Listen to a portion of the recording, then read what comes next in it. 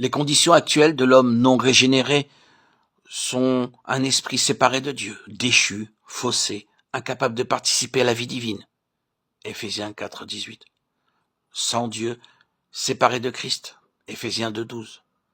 Incapable de communion avec lui.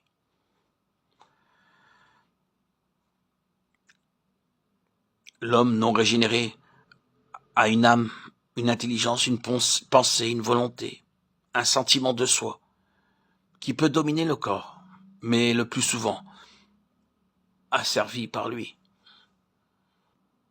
Son corps, qui par ses désirs et ses appétits, domine fréquemment l'âme et l'emprisonne. Bien que mort pour Dieu et dans les ténèbres, l'esprit de l'homme peut cependant déployer une grande activité, comme le peuvent aussi l'âme et le corps. De sorte que des personnes non régénérées peuvent avoir un esprit si puissant que, malgré ces ténèbres, il domine encore sur l'être tout entier. On dit alors qu'elles sont spirituelles, parce que chez elles, l'esprit prévaut, gouverne. Chez d'autres, ce sont les éléments psychiques et sensuels qui prennent le dessus. Les spirituels chercheront à entrer en rapport avec l'au-delà, sans le secours du Saint-Esprit. Elles deviendront médiums et pourront exercer les arts occultes. Elles recevront le don de seconde vue, clairvoyance, et tout don particulier que peut conférer le prince des ténèbres. Car aussi longtemps que l'esprit humain n'est pas régénéré et habité par le Saint-Esprit, il y a correspondance entre lui et les esprits sataniques. Et il est dominé par le prince de la puissance, de l'air. L'esprit qui besogne dans les enfants de rébellion. Éphésiens 2, 2, 3. Séparé de Dieu lors de la désobéissance, laissé à lui-même, l'esprit de l'homme se reploya en quelque sorte intérieurement dans le vaisseau de l'âme. Et l'âme, à son tour, descendit dans le domaine des sens, sous la puissance de la chair, selon l'expression de l'apôtre Paul. De sorte que l'âme, chez l'incrédule, règne sans contrôle. Ou bien l'intelligence domine, ou bien la bestialité, les instincts inférieurs, souvent l'une et l'autre. C'est là ce qu'expose Jude dans sa courte épître au verset 19. Ce sont des hommes qui se séparent eux-mêmes, ce sont des gens sensuels qui n'ont pas l'esprit. Dans son commentaire, Fausse écrit dans la pensée créatrice. C'est l'esprit qui devait avoir la première place et dominer.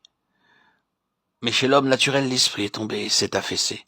Il est devenu le serviteur de l'âme charnelle, qui est terrestre, dans ses mobiles et ses buts. Et ce qui est charnel, c'est aussi abaissé, avili. La chair, l'élément inférieur, n'étant plus dominé, ni contenu, a pris la première place. Et règne à peu près incontesté. Lorsqu'un homme naît de nouveau, c'est son esprit obscurci et déchu qui est d'abord vivifié, renouvelé. Et c'est là que ce que déclare Jésus à Nicodème. Bien que docteur en Israël et possédant la science intellectuelle et religieuse de son temps, Nicodème est venu à Jésus, au prophète de Galilée. Dès l'abord, le Seigneur attire son attention sur la nouvelle naissance nécessaire pour comprendre les choses célestes. Il faut que vous naissiez de nouveau. Jean 3, 3, 7.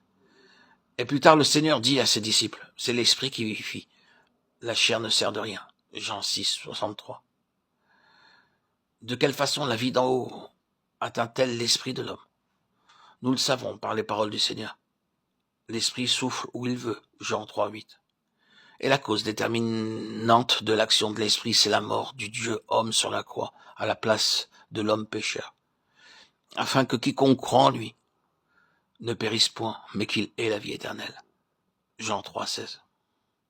La croix est le remède à la chute, remède qui correspond exactement au mal. En mourant sur la croix, Jésus ôte le péché dont il subit le châtiment, et par là, il rend possible le pardon de Dieu. Il ouvre un chemin de salut pour le pécheur, lequel peut désormais échapper, s'il le veut, à l'esclavage de l'âme et de la chair. De sorte que la triple nature de l'homme peut s'édifier à nouveau selon les desseins du Créateur.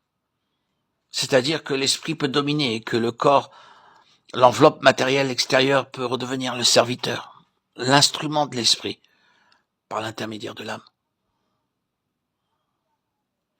De nombreux passages des Écritures nous montrent quel est le chemin du salut. C'est la mort du pécheur avec son sauveur.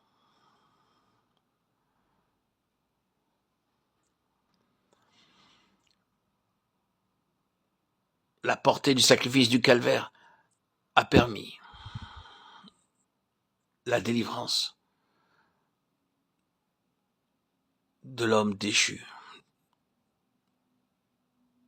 pour que nous puissions mériter le nom d'enfant de Dieu et bénéficier de cette délivrance, devenir héritier, co-héritier du royaume.